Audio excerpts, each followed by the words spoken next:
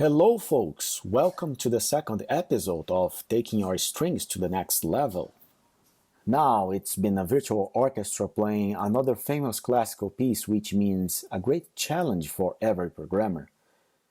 The first thing I would like to call your attention is to the viola ostinato in divisi that is actually composed by 3 channels.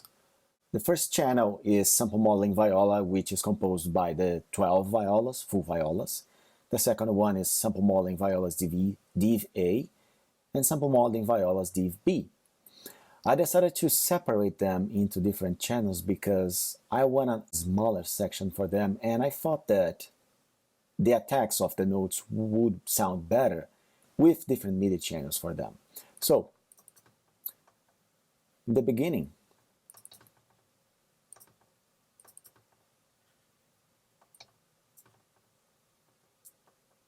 there isn't anything for the full violas. And here's the first violas, divisi, smaller section. And here is divisi B, smaller section, which has been controlled by CC95. CC95 on sample modeling, you can control the amount of players. Not really the amount of players, but the size of the ensemble. They have a very specific technique that is not just several solos playing together. Okay, so the violas. Let's hear only div A first.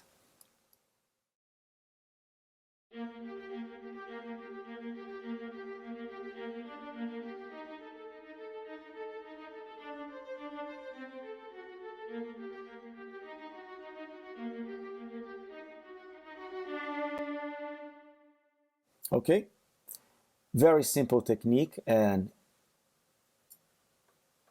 as you can see, they are separated by a little gap between them, which gives the right amount of attack for each note. They are detached. The amount of attack is controlled by velocities, and every velocity that is on the downbeat is a little bit higher than the other ones. There's a little bit of randomness going on, and notes like these are high for a better humanization, but usually on the downbeat, they're always higher. See, over here, over here, over here.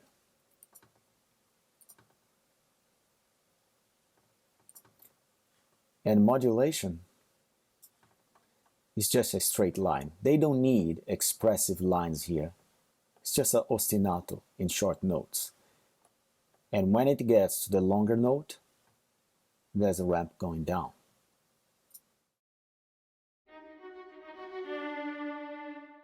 Now, div B.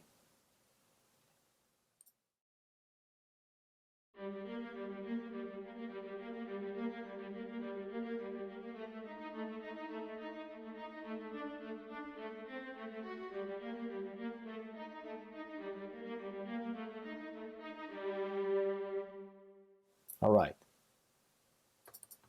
both of them playing together.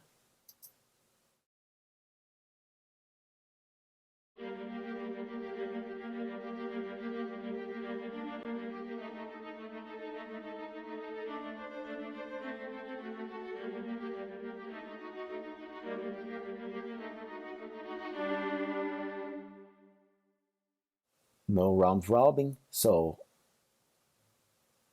there will never be a repetition of the same sample going on.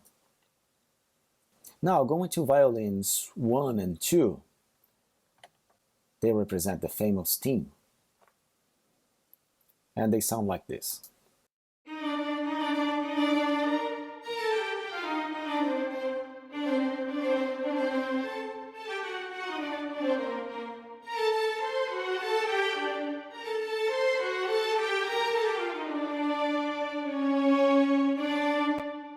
Okay, let's isolate violin 1.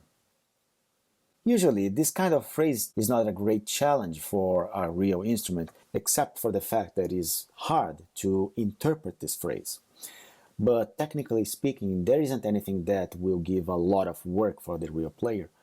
And What happens here is that there is a legato of a semitone going on and then a repetition of the same notes.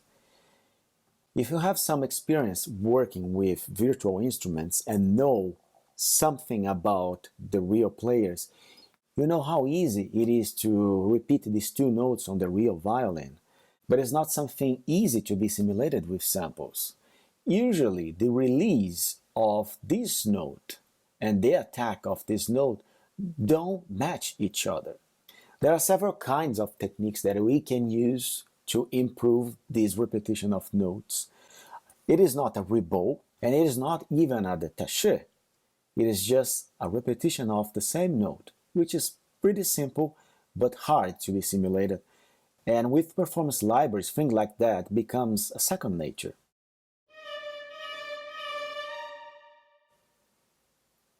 Now, it comes the second phrase, which represents legatos and non-legatos. So what I mean, here we have a one interval legato, and there's a little bit of gap between the notes. This is a repetition, another challenge for samples. But here, there isn't a legato, because in the original score, the composer wrote a change of bow. And it sounds like this.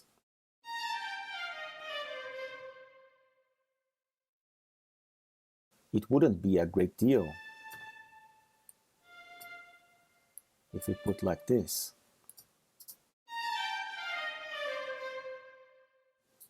Not a big difference, but I wanted to be loyal to the original score. Still giving the sense of connection. Now, the next thing is this repetition while the woodwinds are playing the melody.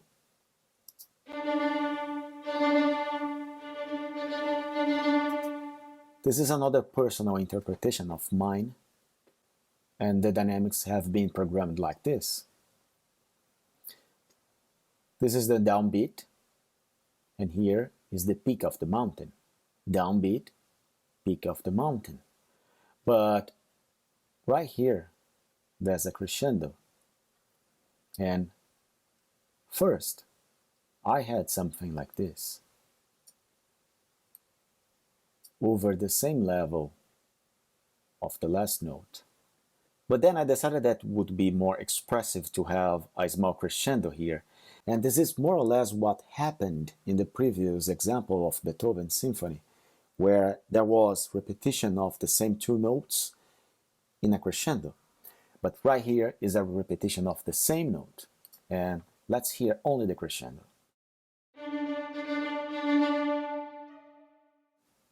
Now, with all strings playing together, they are obviously all programmed for the crescendo.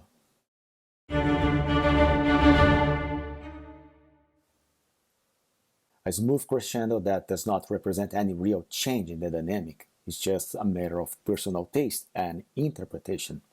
Alright, but you must have realized that I have basses and solo bass, cello, cellos, and solo cello, violas, solo viola, violins, solo violin, violins 1, solo violin. This is a technique that has been widely used to improve randomness, and it also provides a more flowing sound to the phrases. But now hearing only the solos,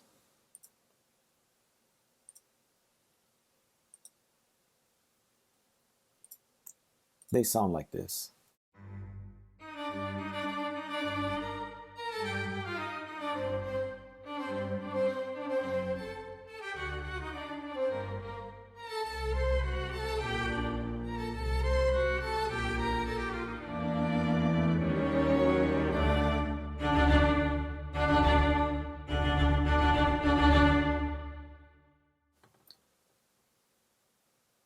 Violins 1 only, solo.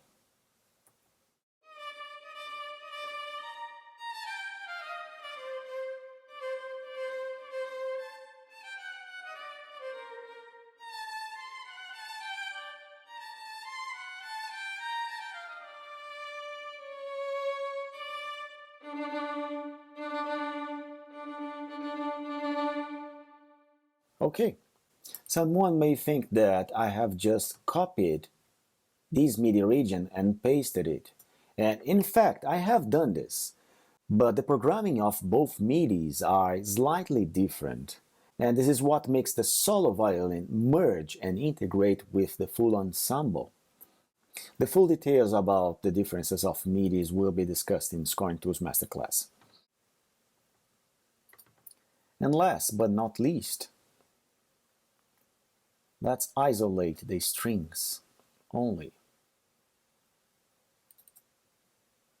And here this part. Pay attention on how the release of the short phrases sound.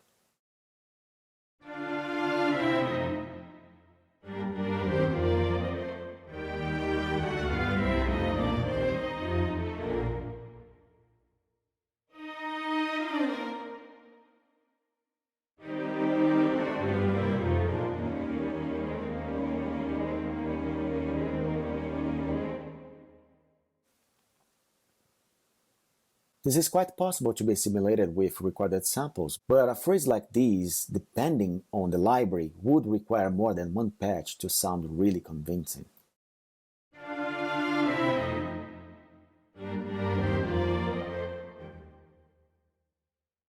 That's it, my friends.